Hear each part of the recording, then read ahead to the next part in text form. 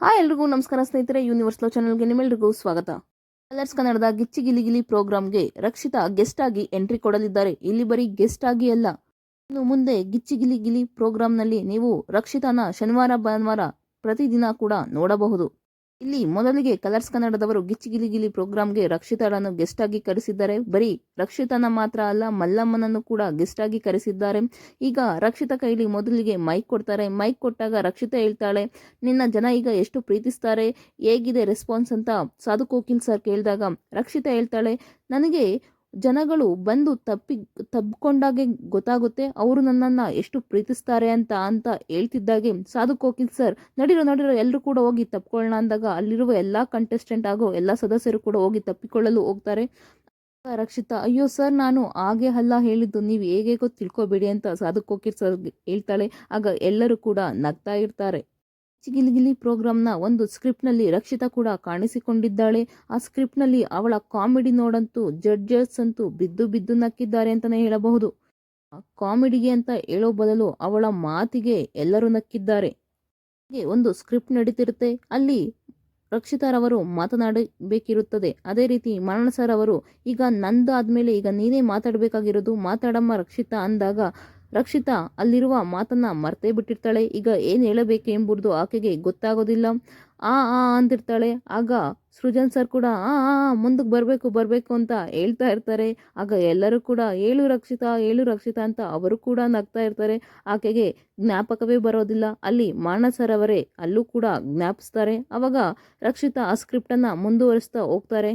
ನಂತರ ಚಿಲ್ಲರ್ ಮಂಜೂರವರು ಅಲ್ಲಿ ಚೇರ್ ಮೇಲೆ ಕೂತಿರ್ತಾರೆ. ಅವರನ್ನ ಅಳಿಯಂದಿರು ಅಂತ ಕೂಡ ಹೇಳ್ಬೇಕಿರುತ್ತೆ ಅಲ್ಲಿ ರಕ್ಷಿತಾರವರು. ಅಲ್ಲಿ ರಕ್ಷಿತ ಹೇಳೋದು ಮಕ್ಕಳಿಗೆ, ನೋಡಿ ಇಲ್ಲಿ ನಮ್ಮ ಹಿರಿಯರು ಕೂತಿರ್ದಾರಲ್ಲ ಅಂತ ಹೇಳಿದಾಗ ಅಲ್ಲಿ ಮಾನಸ, ಅಯ್ಯೋ ಅವರು ಹಿರಿಯರು ಅಂತ ಹೇಳ್ಬಾರ್ದು, ಅವರು ನಿಮ್ಮ ಅಳಿಯಂದಿರು ಅಂತ ಹೇಳಿ ಮಕ್ಕಳಿಗೆ ಅಂತ ಹೇಳ್ತಾರೆ. ಕರೆಕ್ಟ್ ಅಂತ ಹೇಳಿ ಅಲ್ಲೂ ಕೂಡ ಮಾನಸ್ ರವರು ರಕ್ಷಿತಾಗೆ ಹೇಳಿಕೊಡ್ತಾರೆ.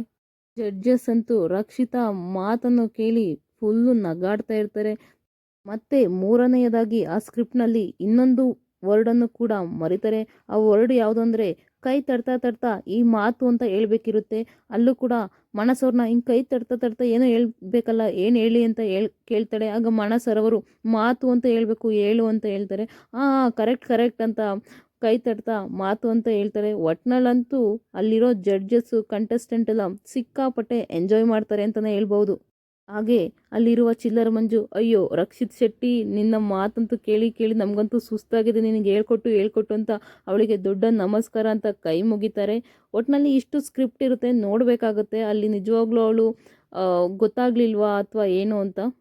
ಅದು ಸ್ಕ್ರಿಪ್ಟು ತುಂಬ ಲೆಂತ್ ಇರೋ ಕಾರಣ ಅವಳು ಸ್ವಲ್ಪ ಮರ್ತಿರ್ಬೋದು. ಈಗ ತುಂಬ ಜನ ಕಮೆಂಟ್ ಮಾಡ್ತಾರೆ ಅವಳಿಗೆ ಗೊತ್ತಿದ್ರು ನಾಟಕ ಆಡ್ತಿದ್ದಾಳೆ ಅಂತ. ಈಗ ನೋಡಿರ್ಬೋದು ನೀವು, ಸಂತೂರ್ ಅಂತ ವರ್ತೂರ್ ಸಂತೂರ್ ಅಂತ ಹೇಳೋಕ್ಕೋಗಿ ವರ್ತೂರ್ ಸಂತೋಷ್ ಅಂತ ಹೇಳೋಕ್ಕೋಗಿ ವರ್ತೂರ್ ಸಂತೂರ್ ಅಂತ ಹೇಳಿರ್ತಾಳೆ. ಇವಳಿಗೆಲ್ಲ ಗೊತ್ತಿದ್ದು ನಾಟಕ ಮಾಡ್ತಾಳೆ ಅಂತ ಅಲ್ಲಿ ಸ್ವಲ್ಪ ಟ್ರೋಲ್ ಮಾಡಿದ್ದು.